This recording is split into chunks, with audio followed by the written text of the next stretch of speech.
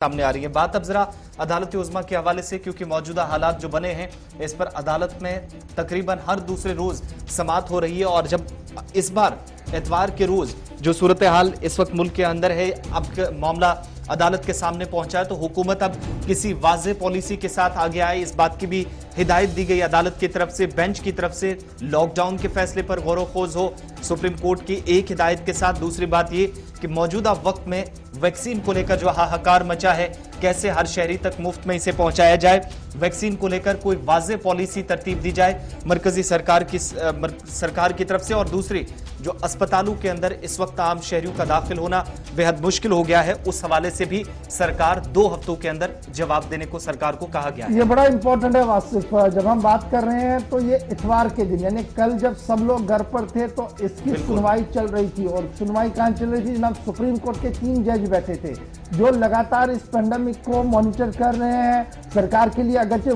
Clear directions नहीं है, लेकिन अपनी ऑब्जर्वेशन जरूर दे रहे हैं। तो उन्हीं ऑब्जर्वेशन में 2-3 चीजें बड़ी इंपॉर्टेंट है। एक, जो लॉकडाउन के हवाले से सुप्रीम कोर्ट ने कहा, उन्होंने कहा कि देखिए पूरे बेंच को पता है जी कि अगर लॉकडाउन लगाया गया तो बड़ी परेशानियां होनी है उन लोगों को जो दिन में कमाते हैं शाम को खाते हैं।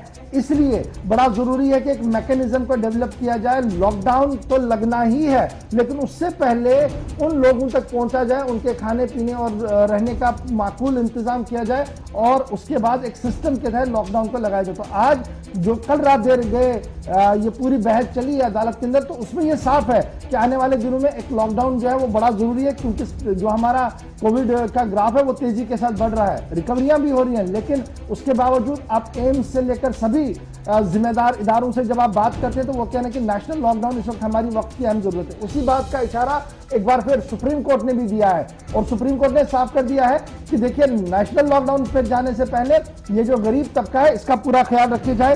ये जनाब चीफ जस्टिस जो बेंच लगा था, जस्टिस चंद्रचूड़ साहब, नागेश्वर राव साहब और रविंदर भट्ट साहब की सदारत में जो इजलास चल रहा था, इसके अंदर सोशो इकोनॉमिक इंपैक्ट उन्होंने कहा कि हमें पता है मार्जिनल कम्युनिटी के लिए जी आपने बड़ा पहले फैसला लेना होगा और उसके बाद आगे बढ़ना होगा। दूसरी बड़ी बात, जो अस्पतालों के अंदर इस वक्त सूरत हाल है, इस पर तशवीश का इजहार दोबारा, यानी ये तीसरा मौका है जब केंद्र और यानी सेंट्रल गवर्नमेंट और स्टेट गवर्नमेंट्स के लिए ऑब्जर्वेशन जारी कर दी है कोर्ट ने। और क्या है कि वो कह रहे हैं कि हम जी कंटिन्यूसली इसको देख रहे हैं, और जो डिनाइल मुख्तलिफ अस्पतालों की तरफ से आ रहे हैं कि हम पेशेंट को नहीं लेंगे जी क्योंकि हमारे एरिया में नहीं है, और फिर आधार और 10 तरह की फॉर्मेलिटीज को पूरा करवाया जा रहा है। इसके लिए एक स्ट्रीमलाइन पॉलिसी और एडमिशन पॉलिसी स्ट्रीमलाइन की जाए ताकि जो जहां पर है उसका इलाज मुमकिन हो। अब ये मामला क्यों जी सामने आया?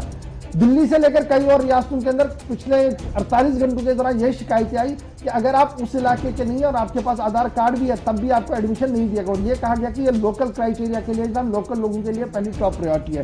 तो उसका नोटिस जो है वो ऑनरेबल सुप्रीम कोर्ट ने लिया है, और सुप्रीम कोर्ट ने यह कहा कि लैक ऑफ रेजिडेंशियल प्रूफ और आइडेंटिटी कार्ड के बिना पर आप किसी को डिनाई नहीं कर सकते हॉस्पिटलाइजेशन, और ये एसेंशियल ड्रग्स भी न देना भी एक बड़ा जुर्म होगा, इसलिए आप इसको ऑन टॉप प्रायोरिटी रखिए। और एक नेशनल एडमिशन पॉलिसी, ये बड़ा इंपॉर्टेंट है कि फॉर्मुलेट किया जाए national policy on admission to hospitals within 2 week, यानी 2 हफ्तों के अंदर अंदर।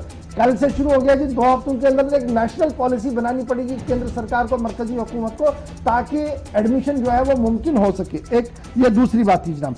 और तीसरा बड़ा मामला जो मेरी नजर में, चूंकि बहुत सारी बातें जो है वो हुई है, लेकिन तीसरा बड़ा इशू जो था वो ये था कि जो हमारा वैक्सीनेशन का निजाम है 18 साल से ऊपर और 35 साल से ऊपर वाला जो चल रहा था, कह रहे कि इसमें काफी तफावत आ रही है जो, और काफी मुश्किलों का सामना करना पड़ रहा है। इसलिए मरकजी हुकूमत और रियासती इंतजामिया तालमेल पैदा करे आपस में, एक दूसरे पर बॉल ना छोड़े, बल्कि इस वक्त नेशनल प्रायोरिटी ये है कि हर शख्स के पास वैक्सीन हो, और इसके लिए सेंट्रल गवर्नमेंट जो है वो पॉलिसी लेकर सामने आए। और उसके साथ साथ बड़ी इंपॉर्टेंट बात जो दोबारा ऑनरेबल कोर्ट की तरफ से जो कही गई है वो ये है कि हमारे पास लाइसेंसिंग का जो निजाम है वैक्सीन बनाने का, वो सिर्फ चंद लोगों के पास है।